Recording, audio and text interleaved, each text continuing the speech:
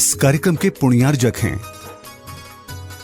Shri Narendra Kumar Jain, furniture वाले, कमला नगर, आगरा। कभी हम और आप पढ़ेंगे तो एक दिन में 3 बार पढ़ लेंगे, लेकिन 108 बार कभी नहीं पढ़ते हैं। तो अब बताइए कितना समय लगेगा कार्य करने के लिए? बहुत समय लगेगा, क्योंकि व्यक्ति को जगाना पड़ता है। यदि व्यक्ति सो रहा है, यदि विभाव का कहर छाया है, तो उस विभाव को हटाने के लिए समय लगेगा। इसलिए साधना करना पड़ती है। जब तक माँ साधना नहीं करती है, जब तक माँ साधना नहीं करती है, तो बच्चे को खुश कैसे रखेगी? माँ को तपना पड़ता है, माँ को साधना करना पड़ता है।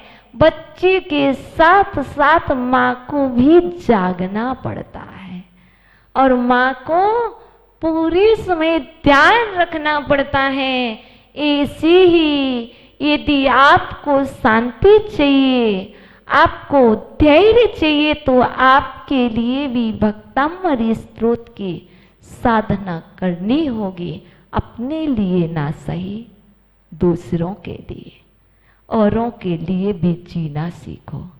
अपने लिए तो बहुत जिया है, अब कभी कभी दूसरों के लिए भी जीना सीखते हैं। व्यवहार में लोग दूसरों के लिए जीते हैं, और निश्चय में व्यक्ति अपने लिए जीते हैं। जब मानतुंग स्वामी व्यवहार में जी करके आपको ये भक्तामृत स्त्रोत दे गए, तो हम और आप भी कुछ व्यवहार में जिए, तो कुछ निश्चय में जिए। अपना भी कल्याण करें, औरों का भी कल्याण करें। साधु 2 ही उद्देश्य रखते हैं। पहला निज कल्याण, स्व कल्याण, बाद में पर कल्याण। यदि निज कल्याण करने का भाव है, तो इसके साथ पर कल्याण का भी भाव हो, क्योंकि यदि ऐसा नहीं करेंगे तो आज बड़े बड़े आचार्य, शांति सागर जी जैसे आचार्य यदि व्यवहार में ना जीते, तो ये परंपरा, ये प्रथमाचार्य जो परंपरा, ये अंकलीकर परंपरा कैसे चल पाती?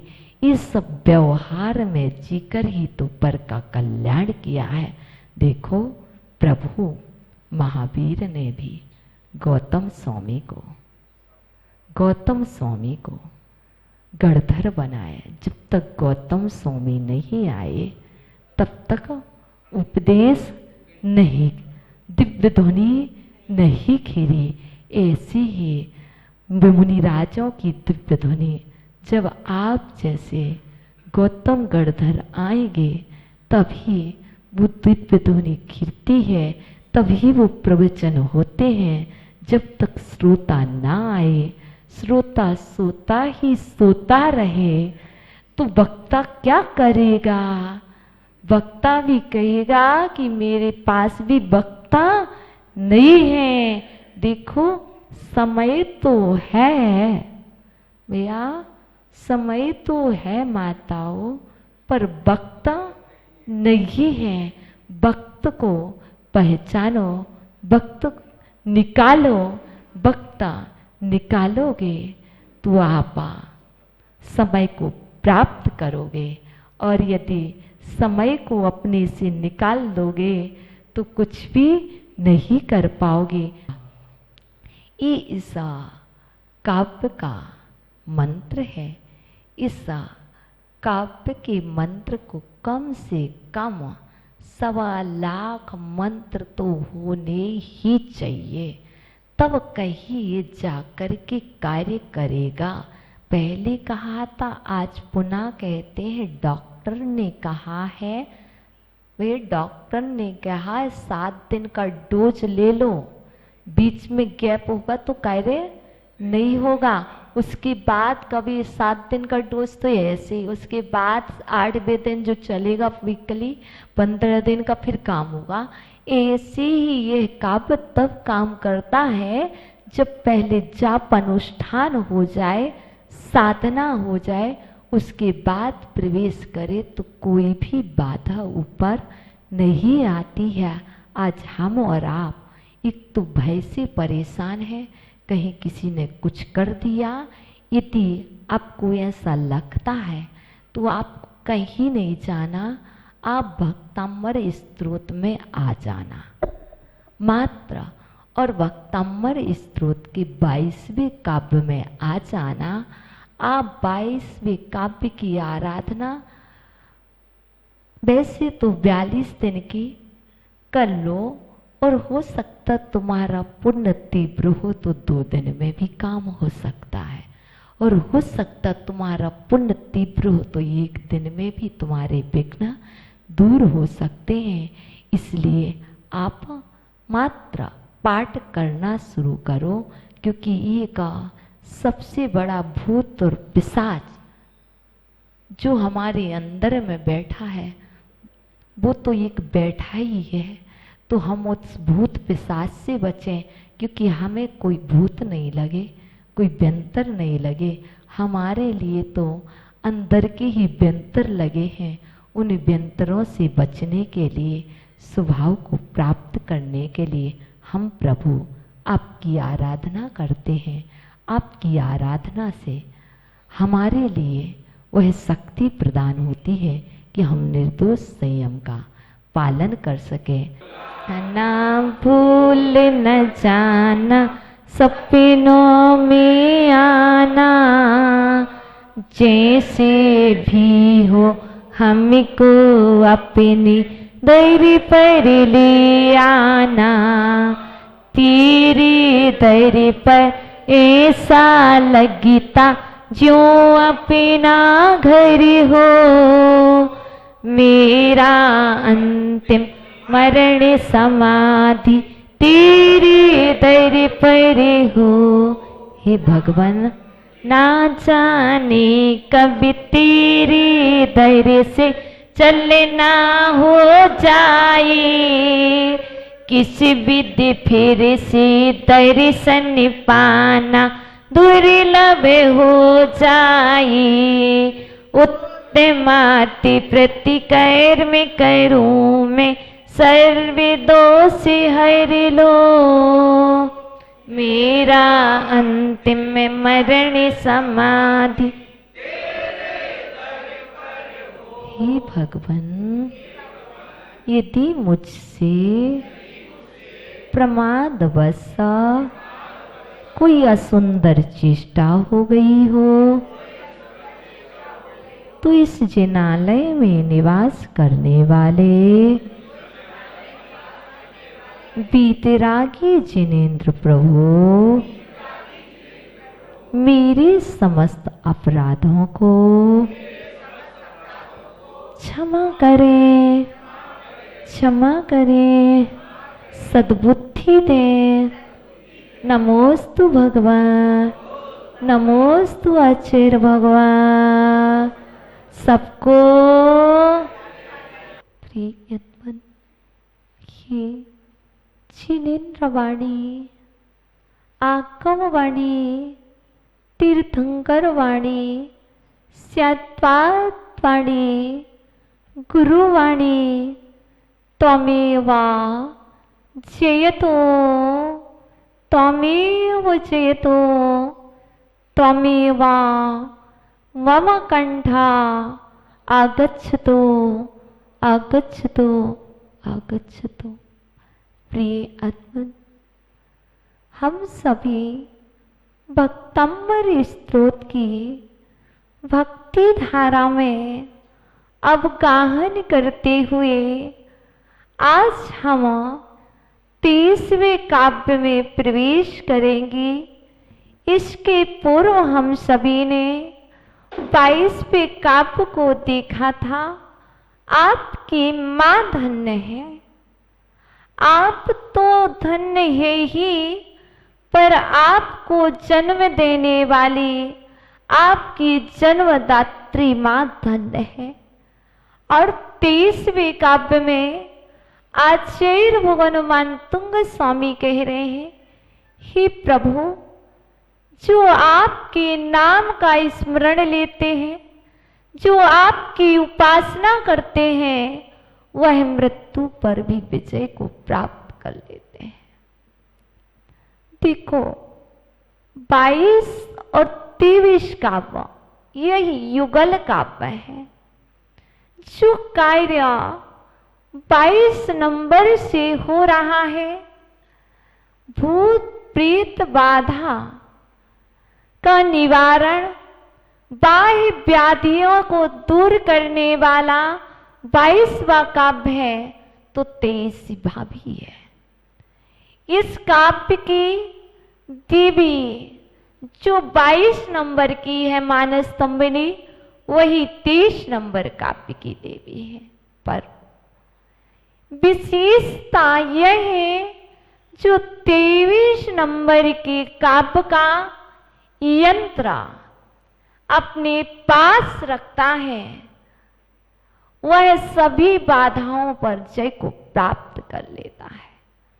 जब अपने पॉकेट में यंत्र होता है तो बाहर की बाधाएं नहीं आती है, व्यवहार नए और निश्चय नए में जिसकी हृदय में 23 नंबर का विस्थापित होता है, जिसकी हृदय वेदी पर 23 नंबर काव्य का यंत्र विराजमान होता है, आचार्य भगवान कहते वह तो मृत्यु को भी जीत लेता है, जन्म को भी जीत लेता है, मरण को भी जीत लेता है और जरा को भी जीत लेता है। जीतने के लिए आए हैं जिन्होंने अपने आप को जीत लिया है, जिन्होंने इंद्रियों को जीत लिया है, विषय कसायों पर विजय प्राप्त कर ली है, ऐसे जिनेंद्र प्रभु के दरबार में हम और आप आए हैं। हे प्रभु, आपके पास आने के बाद हम भी जय को प्राप्त हो, हमारी भी जय हो, हमारी भी विजय हो। हे प्रभु, आपने जिस मां के गर्भ में आकर के 9 माह रहे, उस मां का भी जन्म जरा मृत्यु का नाश हो गया। हे प्रभु, आपकी विशेषता तो देखो, जिस मां के उदर में आप आए, जिस पिता ने बीज डाला, वही पिता भी अल्प संसारी, उस पिता का भी कल्याण हो गया। हे प्रभु, तो इस संसार के जीव यदि आपके चरणों में आ जाएं, तो मैं सच कहता हूं भगवान कि वह जीव भी संसार से पार हो जाएगा। ये प्रभु की विशेषता है। या तो वह मां के गर्भ में आते नहीं, यदि आ गए तो उस मां को भी तार दिया, और यदि ये भक्त 23वें काव्य में प्रवेश कर गए और प्रभु की उपासना करने लगे, तो निश्चय नए से यह जीव अवश्य तर जाएगा। क्योंकि आचार्य भगवान कहते हैं, मैं उस राग देश से रहता निर्मल ज्ञान सूर्य की उपासना कर रहा हूं, जो इस संसार से परे है और संसार से पार करने वाले हैं। मार्ग दिखा रहे हैं, मार्ग तो सभी दिखाते हैं। एक संसार का मार्ग दिखाते हैं, एक मोक्ष का मार्ग दिखाते हैं। हे प्रभु, जो विधि आपने बतलाई है, वह विधि, वह विधा कोई दूसरा नहीं बता सकता। 2 मार्ग हैं। जैसे ये आगरा महानगर है, यहां पर जंक्शन होगा और उस जंक्शन से चारों ओर के लिए ट्रेन छूटती है। लेकिन प्रभु आपने 2 मार्ग दिखलाए हैं और 2 मार्ग में से बताया है, एक विकार मार्ग है, एक अविकार मार्ग है। जो विकार मार्ग है वही संसार का कारण है, और जो अविकार मार्ग है वह मोक्ष का कारण है। विकार मार्ग व्यवहार नए में दिखलाया जाता है और अविकार मार्ग निश्चय में देखा जाता है।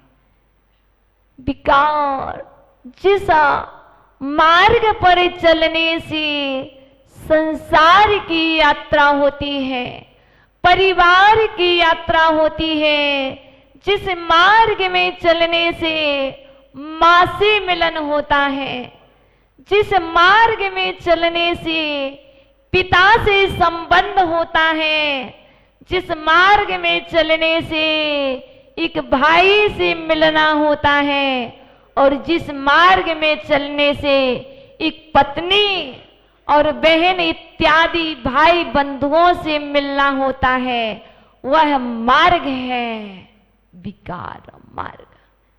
वह मार्ग है व्यवहार मार्ग, और जिस मार्ग में चलने से मात्र अपनी आत्मा से मिलन होता है, जिस मार्ग में चलने से प्रभु से मिलन होता है, जिस मार्ग में चलने से आत्मा से समझौता होता है, आत्मा से नजदीकी बढ़ती है, वह मार्ग है अविकार मार्ग।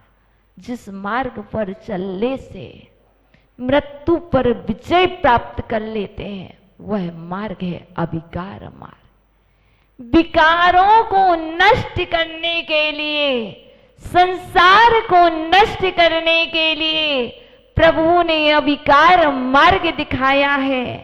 प्रभु ने कहा, कब तक विकारों से, कब तक विकारों को अपने ऊपर ओढ़े रहोगे, कब तक विकारों का भार लादते रहोगे।